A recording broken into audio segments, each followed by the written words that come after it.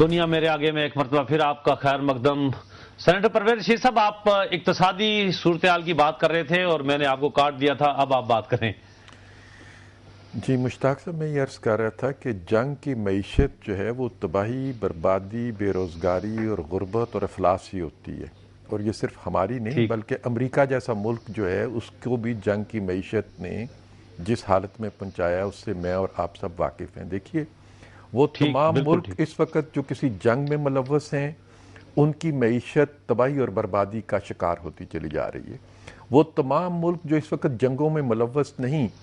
میرا دل نہیں کرتا کہ وہ میں نام لوں، اچھا نہیں لگتا کیونکہ ہماری ان کے ساتھ ایک مخاصمت کی رہتی ہے بحیثیت قوم کے، لیکن مجھے بتائیے ہندوستان کی معیشت کیوں پچھلے 10 سال سے 15 سال سے ترقی پر ہے؟ کیونکہ ہندوستان کسی جنگ میں ملوث نہیں ہے۔ چین کی معیشت کیوں ترقی پر؟ پرویز صاحب، انڈیا کے علاوہ بنگلہ دیش جس کو کبھی ہم کہتے تھے کہ میرے اور آپ کی معیشت پہ بوجھ ہے، جی جی جی تو بنگلہ دیش کا ریٹ ہم یہ سے چائنا کی معیشت ہے، چائنا کی معیشت ہے کہ انہوں نے اب دونوں شوق پورے نہیں کر سکتے، جہاں پہ بارود پھٹے گا وہاں پہ پھول نہیں کھل سکتے۔ تو آپ کو پہلے اپنی سمت کو درست کرنا ہوگا، ہمیں فیصلہ کرنا ہوگا، ہمیں اس جنگ کو سمیٹنا چاہیے۔ لیکن یہ بات بھی پرویز رشید صاحب آپ نے ایز اے پولیٹیشین لوگوں کو سمجھانی ہے نا کہ بھائی یہ اس وجہ سے نہیں ہو رہا کہ پرویز رشید یا دانیال عزیز کرپٹ ہے کہ تم لوگوں کے ہاں مہنگائی ہے، بلکہ اس لیے ہے کہ ہم نے کچھ جنگیں ہمارے سروں پہ نازل ہیں۔ یہ تو میسج نہیں ہے، لوگ تو یہ سمجھتے ہیں کہ پرویز رشید سے اگر جان چھڑا لیں تو مہنگائی ختم ہو جائے گی۔ یعنی Pervez Rashid not as Pervez Rashid as politician, I hope you understand.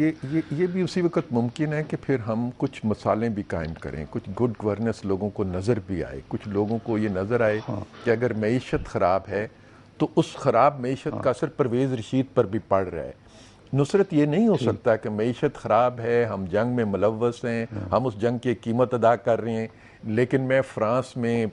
اور لندن میں دورے کرتا پھر رہا ہوں، اور مطلب ہے کہ جو اس طرح کی حرکتیں لوگوں کے سامنے آتی ہیں۔ اچھا دانیال، آپ بتاؤ کہ کیا ابھی بھی کوئی ایسا وے آؤٹ ہے؟ آپ میرے سے اس بات سے تو ایگری کرو گے نا جو میں پرویز صاحب کو کہہ رہا تھا کہ آپ لوگ یہ بات کنوے نہیں کر پائے، وہ سمجھتے ہیں کہ دانیال عزیز کرپٹ ہے، یعنی ایز اے پولیٹیشین کیا کوئی طریقہ ہے ایسا کہ جس میں لوگوں کو یہ بتایا جا سکے کہ ابھی جو معیشت خراب ہے اس کا ذمہ دار دانیال عزیز نہیں ہے، جمہوریت نہیں ہے، پرویز رشید نہیں ہے، زید بکر نہیں ہے، بلکہ یہ پالیسیز ہیں which are linked somehow with وہ جو جنگی صورتحال کی پرویز صاحب بات کر رہے ہیں؟ نہیں جی، یہ پرویز صاحب کی بات اپنی جگہ درست ہے اور وہ صحیح کہہ رہے ہیں کہ جنگ کا بڑا اکانومی کے اوپر بوجھ ہوتا ہے، لیکن اس کے ساتھ ساتھ میں آپ کو یہ عرض کرنا چاہتا ہوں کہ یہ تو جو مہنگائی اور بے روزگاری کی دو مدیں ہیں وہ تو ڈائریکٹلی کنیکٹڈ ہیں، جو یہ تماشا شوکت عزیز نے رچایا اس اکانومی کا اور اس ملک کا اتنے سالوں سے، اور یہ ہم اس وقت بھی کہتے کہ ہم آج بھی کہتے ہیں، ہم کہتے رہیں گے، لیکن اس کا حل یہ ہے کہ پاکستان میں جو پبلک اکاؤنٹس کمیٹی ہے یہ ایک پبلک فورم ہے جہاں پر اکاؤنٹیبلٹی ہوتی ہے، اور میں سمجھتا ہوں کہ پبلک اکاؤنٹس کمیٹی کو اس بات کا ایک اسپیشل سیریز اور یا سیشن رکھنا چاہیے جس کو اکنامک کرائمز ٹریبیونل کہہ لیں یا اکنامک کرائمز کمیشن کہہ لیں، اور اس میں یا ان کی ایک سب کمیٹی بن سکتی ہے اکنامک کرائم کمیٹی، وہ خود چیئر کریں جی، وہ خود چیئر کریں۔ اس میں مہنگائی اس وقت پاکستان کا ہر گھر کا سب سے بڑا مسئلہ ہے، اس وقت بے روزگاری ہر پاکستان کے نوجوان کا سب سے بڑا مسئلہ ہے، اور میں آپ کو بتانا چاہتا ہوں اگر آپ سمجھتے ہیں کہ 1000 روپیہ بے نظیر انکم سپورٹ والا بانٹ کے یا 2 روپے کی روٹی کر کے یہ مہنگائی اور بے روزگاری حل ہوگی، یہ نہیں ہوگا، پہلے یہ فیصلہ کر لیں۔ جس دن انہوں نے یہ فیصلہ کر لیا ان کو سمجھ آ جائے گی کہ ہم پرابلم کو انڈرسٹینڈ کرنا چاہ رہے ہیں، وہ ہم ایکسپلین کر سکتے ہیں اور بتا سکتے ہیں ڈائریکٹلی ڈاٹس کنیکٹ کر کے کہ کس طرح سے یہ ان پالیسی سے منسلک ہے اور ان کے تبدیلی کی کیا ضرورت ہے، اور یہ پاکستان کی حکومت کو پتہ ہے۔ اس کی وجہ یہ ہے کہ پاکستان کی حکومت جب آئی ایم ایف کے ساتھ بات کرتی ہے تو اس وقت آنکھوں میں دھول نہیں پھینک سکتی کہ ہمیں ایگزیکٹو میجسٹریسی دے دیں اور چھاپے ماریں اور یہ کریں، اس وقت یہ کہتے ہیں کہ مہنگائی کو کنٹرول کرنے کے لیے ہم انٹرسٹ ریٹ بڑھائیں گے۔ اچھا دانیال، آپ ایک منٹ ہمارے ساتھ رہے، کراچی سے ہمیں دانیال عزیز صاحب کا شکریہ ادا کر دیں کیونکہ ابھی بالکل 1 منٹ ہے اور آخری یہ کالر ہیں۔ دانیال عزیز صاحب بہت بہت شکریہ آپ نے ہمیں جوائن کیا۔ السلام علیکم جی۔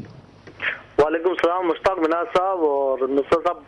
آپ کا پروگرام دیکھ کے ہمارے دل کی آواز، ہم دیکھتے ہیں کہ آپ ہمارے دل کی آواز پیش کرتے ہیں ان لوگوں کے سامنے، غریبوں کی، مخلوق جو پاکستان میں بسی ہوئی ہے. ان سے میرا دونوں سے سوال ہے کہ اگر مشرف نہیں آتا پاکستان اور مشرف کے پیچھے پڑے ہوئے ہیں یہ اور اس طریقے سے یہ اپنی جان چھوڑا رہے ہیں، تو کیا یہ مہنگائی کم کر لیں گے اس کے نہ آنے سے؟ مہنگائی اور جو عوام کی مشکلات مشرف مائنس کر کے حل ہو سکتی ہے؟ دیکھیے مشرف جو تھے وہ ان تمام باتوں کی بنیاد ہیں. مشرف سے مطلب یہ ہے کہ مشرف نے ایک ہنستے بستے ملک کو تباہی اور بربادی کی طرف دھکیلا. مشرف سے مراد آمریت ہے. اگر آپ جمہوریت کو چلنے دیں گے تو آپ ان تمام مسائل میں سے نکل جائیں گے، لیکن اگر آپ مشرف جیسی آمریت کو پھر کہیں سے ڈھونڈ ڈھانڈ کر لے آئیں گے تو یہ جو راہ سا پاکستان ہے اس کا بھی اللہ تعالیٰ حافظ ہوگا، پھر اس کے لیے دعائی کی جا سکتی ہے.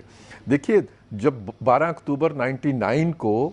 اس ملک میں مارشل لا لگا تھا تو نہ اس ملک میں لوڈ شیڈنگ تھی، نہ اس ملک میں خودکش بمبار دھماکے تھے، نہ اس ملک میں تعمیر و ترقی کا ایک کام شروع ہو چکا تھا. موٹر وے بن چکی تھی، لاہور کا ایئرپورٹ جو تھا وہ اپنی تعمیر کے کام کی طرف جا رہا تھا، گوادر کی بندرگاہ آپ بنا رہے تھے. تو مجھے بتائیے کہ اگر وہ کام اسی تسلسل سے آگے بڑھتا چلا جاتا اور ہم اس ماحول میں نہ پھنس جاتے جس میں مشرف صاحب نے ہمیں لے جا کر پھنسا دیا، تو آج پاکستان کہاں اگر آپ کے بارڈر کے وکیل صاحب آئی ہوپ ہمارے پاس وقت ہوتا. بھائی دیکھو، ایک کو مشیر بنا دیا وکیل کو، کمال اصفر کو، دوسرے کو کہا تمہارا آپ ہوگا اور میں تو اس کا مطلب ہے کھڑاکتے ہونوں کھڑاک بے شک ہو. لیکن ایک چیز آج کلیئر ہو گئی ہے کہ پاکستان کے یہ جو جرنیل ہیں جناب پرویز مشرف صاحب، انہوں نے پاکستان کے اوپر سیارات مسلط کی. آج ہم اس کا رونا رو رہے ہیں، لیکن آج ایک چیز یہ بھی کلیئر ہے کہ جو پاکستان کا original chief of army staff جو جنرل ضیاء الدین بھٹ ہے، وہ کور بھی کمانڈ کر چکا تھا، وہ ڈیپ بھی کمانڈ کر سکتا اور انفینٹری بھی. اور ہمیں ایسے جنرلوں پر فخر ہے، ان جنرلوں پر فخر نہیں ہے. ناظرین سے اجازت چاہیں گے، لیکن جانے سے پہلے ہمارا ای میل ایڈریس dma@duniatv.tv. نصرت جاوید اور مشتاق مناز کو اجازت دیجیے. خدا حافظ.